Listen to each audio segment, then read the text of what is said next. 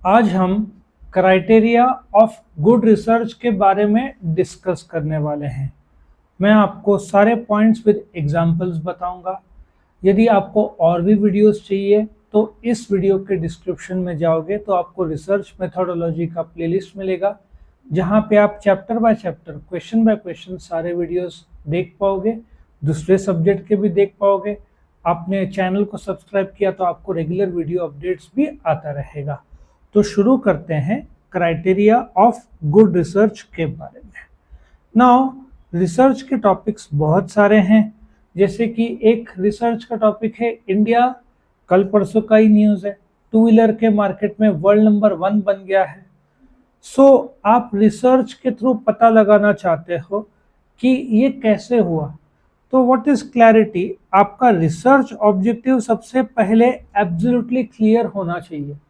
For example, आप गाड़ी लेकर निकले बाहर, ठीक है, आपको पता होना चाहिए आप कहाँ जाना है। ठीक है, आप मुंबई से या दिल्ली से या तो आप कश्मीर की तरफ चले जाओगे या डाउन साउथ की तरफ जाओगे, आपको पता होना चाहिए ईस्टर्न साइड जाओगे।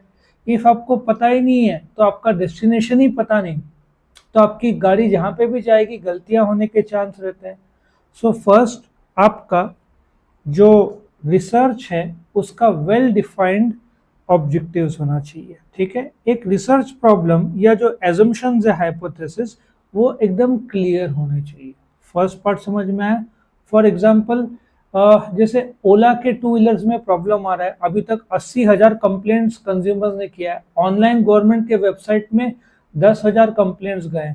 गवर्नमेंट ने शोकॉज नोटिस भेजा है, I think central consumer commission ने ओला को ये भेजा है, नोटिस भेजा है कि आप कंज्यूमर के जो प्रॉमिस किए थे वो पूरे निभाए नहीं। सो ओला का सबसे पहला उनका मार्केट शेयर 40% था इलेक्ट्रिक व्हीकल में, नंबर 1 थे। पिछले साल आई थिंक 4 लाख गाड़ियां बेचे थे, इस साल उनका सेल कम हो गया है। सो उनका पहला है कि क्लैरिटी, क्यों उनका सर्विस इतना खराब माना जा रहा है। हर जगह पे वो लोग ट्रोल हो रहे हैं, उनका मार्केट शेयर 40 से 32 और इतना नाम खराब हो गया उनका कि अभी उनका शेयर बढ़ने का कोई चांस दिखता नहीं है। दूसरा, adequate description of research process.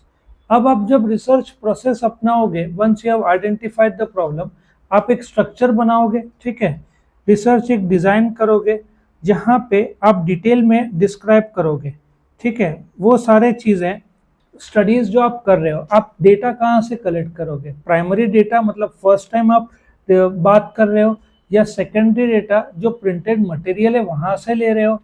सो आपको पता होना चाहिए आपका अप्रोच कैसा रहेगा, आपका प्रोसेस कैसा रहेगा। ठीक है, वंस आपने रिसर्च शुरू किया, अब जैसे ओला का ले लो, ओला का सर्विस यदि अच्छा नहीं है और आपको बुरा अनुभव आया है, तो आप ऐसा नहीं बोल सकते कि ओला कंपनी खराब है, आपका बायस नेगेटिव हो गया होगा कंपनी के प्रति। कंपनी अच्छी है लेकिन उनका सर्विस में प्रॉब्लम आ रहा है। प्रॉब्लम ऐसा है, पूरे इंडिया में उनके 400 ही सर्विस सेंटर्स हैं, एक्चुअली 1000 वो लोग बोल रहे हैं ईयर एंड तक करना चाहिए, करेंगे वो लोग।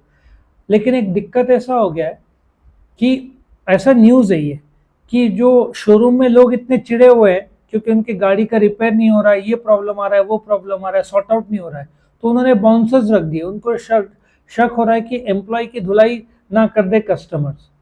सो अनबायस मतलब आप जो एक्चुअल सिचुएशंस चल रहा है शोरूम में और कंपनी में, उसके बारे में कमेंट करें। कंपनी ने बाउंसर्स हायर किए तो ये मीनिंग ना निकाले कि कस्टमर को मारने के लिए।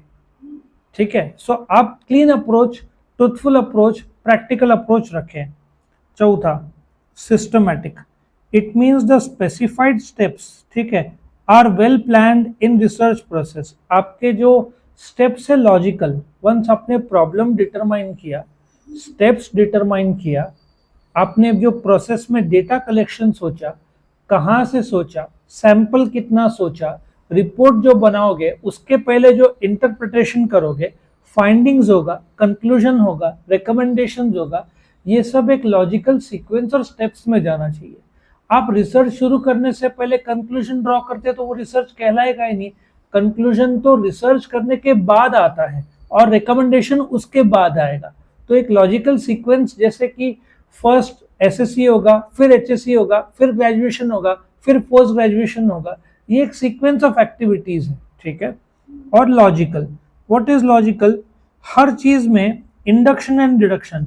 इंडक्शन में आप चीजों को बड़ा करते हो, सर्विस में प्रॉब्लम है तो यू कैन से कंपनी के सर्विस एरिया में ऑल इंडिया लेवल प्रॉब्लम है।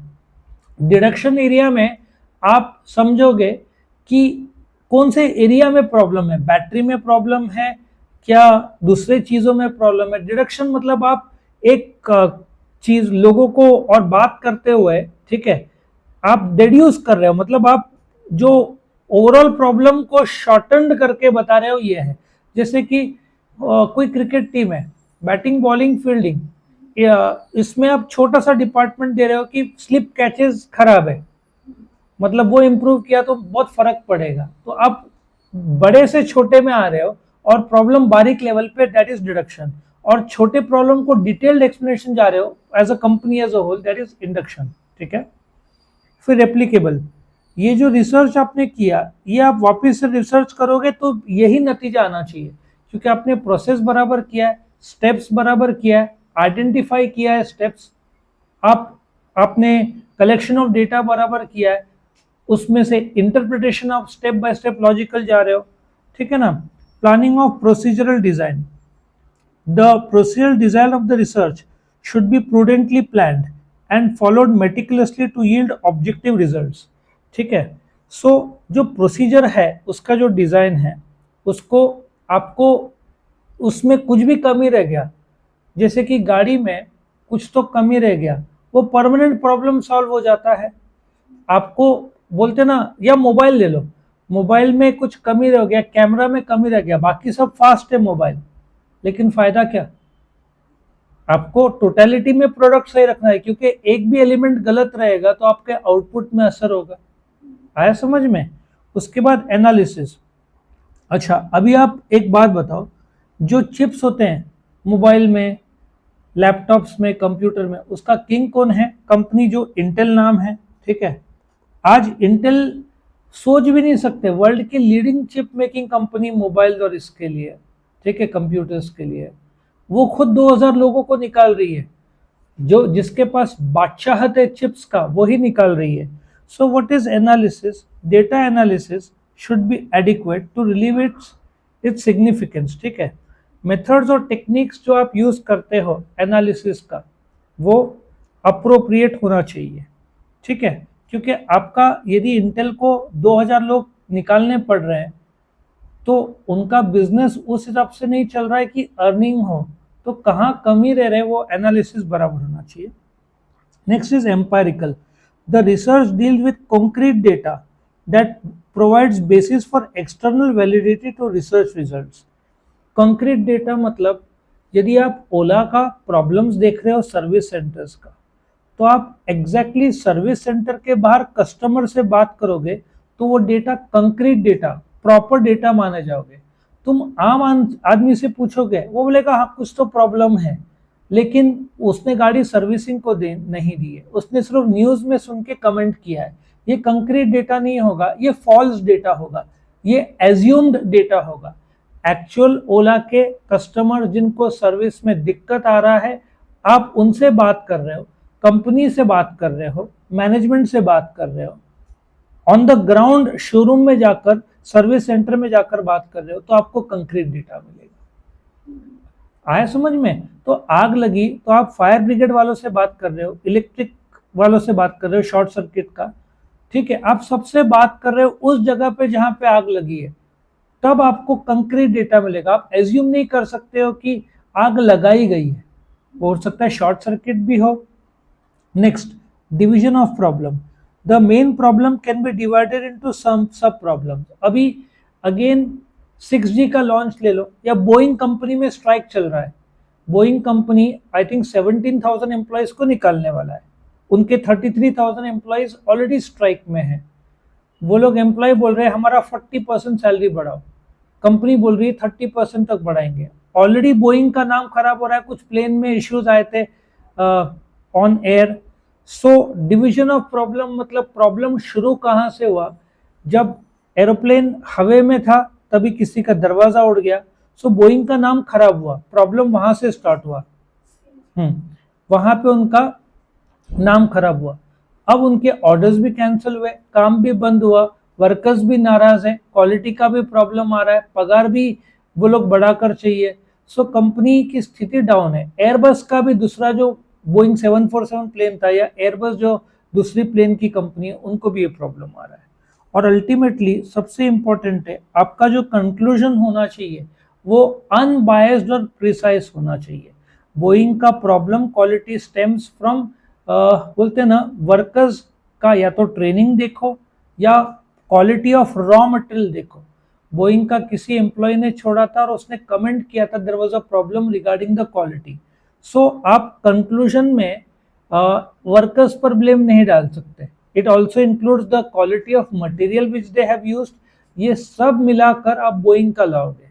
ओला का problem stems from the fact कि ओला को टू व्हीलर में एक प्रकार का लीडरशिप पोजीशन है इन इंडिया। उन्होंने गलती ये कर दिया, ओला के पास एक्सपीरियंस नहीं है बेचने का, जो होंडा के पास है, हीरो के पास है। उनको लगा कि बेचने से काम हो जाएगा, लेकिन आज के तारीख में इंडिया के कस्टमर्स एक नंबर का आफ्टर सेल सर्विस एक्सपेक्ट करते हैं। आप सवेरे गाड़ी देने जाओ तो आपको दोपहर को अच्छे सर्विस करने के बाद मिलनी चाहिए। ये होंडा ने बहुत अच्छा किया है, बजाज ने अच्छा किया है, क्योंकि ये लोग 30, 40, 50 साल से मौजूद है। हालांकि होंडा 1984 में इंडिया में आया, लेकिन कंपनी तो 24 सितंबर 1948 को शुरू हुई। लेकिन ओला तो अभी अभी आया, उन्होंने सिर्फ सेल्स में ध्यान दिया, सर्विस में ध्यान दिया ही नहीं। तो इस प्रकार से आप कंक्लूजन निकालोगे। तो ये था आपका क्राइटेरिया ऑफ गुड रिसर्च। आपको वीडियो पसंद आया तो लाइक करना, फ्रेंड्स के साथ शेयर करना, चैनल को सब्सक्राइब करना और डिस्क्रिप्शन में जाकर प्लेलिस्ट को जरूर से देख लीजिएगा। Thank you for watching.